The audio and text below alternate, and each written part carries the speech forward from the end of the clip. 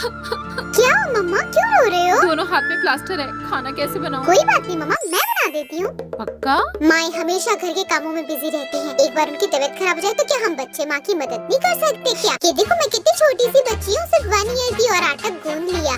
मुझे तो सब आता है कैसे घर के कामों में मम्मा की हेल्प करनी चाहिए। ये कितना स्टिकी है। ओह माय गॉड, कोई बात नहीं, आटा गूंद लिया है, रोटी बना लेती हूँ, रोटी बेल लेती हूँ। देखो रोटी बेलने की Ninja technique. Oh my God, कितना काम करना पड़ता है भाई, धरती पे आए हो तो काम तो करना पड़ेगा। ओफो, रोटी गोल बेल ही नहीं रही है, क्या करूँ? ये तो अच्छा है कि वाओ। अरे इधर आओ, रोटी इधर आओ, ये तो तवा ही खींच लेती हूँ मैं, इधर आओ। ओहो इधर आओ।